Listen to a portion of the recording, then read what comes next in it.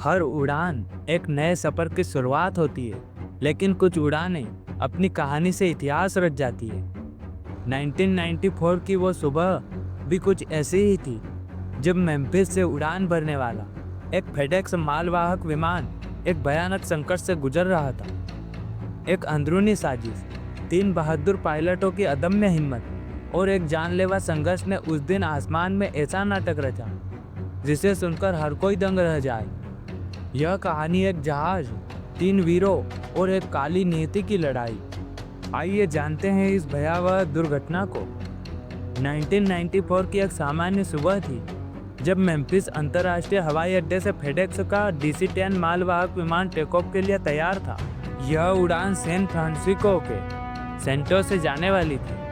विमान के 3 अनुभवी पायलट थे। कप्तान डेविड सेंडर्स, जो 49 वर्ष के थे और फेडेक्स में 20 साल से काम कर रहे थे। सह पायलट 42 वर्षीय जेम्स स्टुक, जो 10 साल से कंपनी में थे, और 39 वर्षीय उड़ान अभियंता एंडी पीटरसन।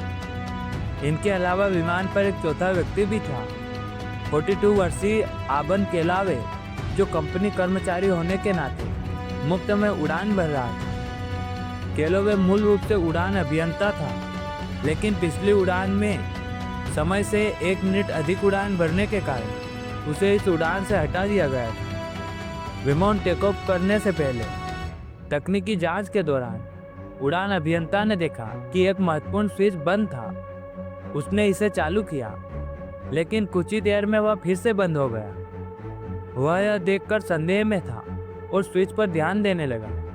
सभी प्री फ्लाइट चेक्स के बाद फेडेक्स 705 ने अपने निर्धारित समय पर उड़ान भरी। विमान लगभग 10 घंटे बाद मेम्फिस वापस लौटने वाला था। कुछ ही मिनटों में विमान 19,000 फीट की ऊंचाई पर पहुंचा। तभी केलावे ने अपनी साजिश को अंजाम देना शुरू किया। उसने अपने गिटार केस में छिपा हुआ एक मछली मारने वाला भाला और कुछ हथौड़े निकाले। वह हथौड़े लेकर उड़ान अभियंता के सिर पर वार करता है और उसे बेहोश कर देता है। फिर सह पायलट के पीछे जाकर उसी प्रकार से अटैक करता है और अंत में कप्तान भी बुरी तरह से घायल हो जाता है। केलावे सोचता है कि तीनों पायलट अब उसकी हरकतों का विरोध नहीं कर पाएंगे, लेकिन तीनों घायल होने के बावजूद जिंदा थे और अपने आप को बचाने लगे। इस दौरान केलावे मछली मारने वाले भाले से हमला भी करता है। तभी घायल अभियंता उस भाले को मजबूती से पकड़ लेता है। कप्तान भी उसकी मदद को आता है। सह पायलट अचानक विमान को 15 डिग्री की चढ़ाई पर ले जाता है, जिससे तीनों लड़ाई करते हुए कॉकपिट से नीचे गिर जाते हैं। सह पायलट, जो पूर्व एक नौसेना A4 लड़ाकू विमान प्रशिक्षक भी था, उसने तुरंत विमान को स्टंट की तरह घुमाना शुरू किया ताकि केलावे से हथियार छीन सके। विमान ने 140 डिग्री तक रोल किया और तेजी से डाइव भी किया। विमान की गति इस दौरान 800 किलोमीटर प्रति घंटा से अधिक हो गई थी। जबकि इस गति पर विमान खतरे में था, सह पायलट ने घायल होने के बावजूद विमान की गति कम करने के लिए पूरी ताकत लगाई। हालांकि केलावे ने फिर से हमला किया और कप्तान को गंभीर चोटें आई, लेकिन अंततः तीनों पायलटों ने मिलकर उसे पकड़ लिया। कप्तान ने हथौड़े छीनकर केलावे के सिर पर 2 वार किया, जिससे उसकी भी हिम्मत अब टूट गई। सह पायलट ने ATC से संपर्क किया और विमान को वापस लाने की अनुमति मांगी। सह पायलट की हालत नाजुक थी। उसका सिर फटा था और शरीर के एक तरफ लकवा मार गया था। वह कठिनाई से ऑटो पायलट चालू कर सिर पकड़ करके बैठ गए थे। कप्तान ने पुनः विमान संभाला और धीरे धीरे उड़ान भरते हुए विमान को सुरक्षित तरीके से मेम्फिस एयरपोर्ट पर उतारा। भारी ईंधन के कारण विमान लैंडिंग के समय 16 टन अधिक वजन में था, जिससे लैंडिंग और भी चुनौतीपूर्ण हो गई। आखिरकार विमान ने 382 किलोमीटर प्रति घंटा की रफ्तार से सुरक्षित लैंडिंग की। तुरंत बाद तीनों घायल पायलटों को अस्पताल ले जाया गया, जहां उनकी गंभीर चोटों का इलाज शुरू हुआ। सह पायलट को 3 बार ऑपरेशन से गुजरना पड़ा और उन्हें ठीक होने में भी 2-2.5 साल लगे। इस पूरी घटना के पीछे केलावे का मकसद आर्थिक था। उसने अपनी नौकरी में झूठ बोला था जिससे कंपनी उसे निकालने वाली थी।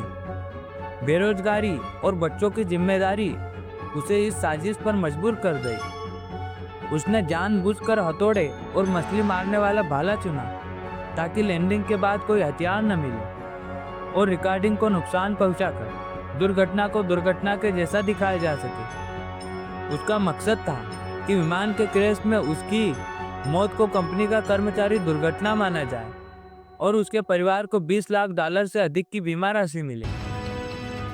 केलावे को इस प्रयास के लिए आजीवन कारावास की सजा मिली और वह जमानत पर रिहा नहीं हो सका।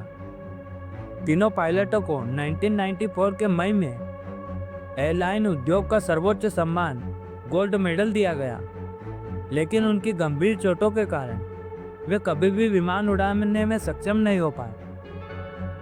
यह घटना हमें हर उड़ान की अहमियत और पायलटों की बहादुरी की याद दिलाती है।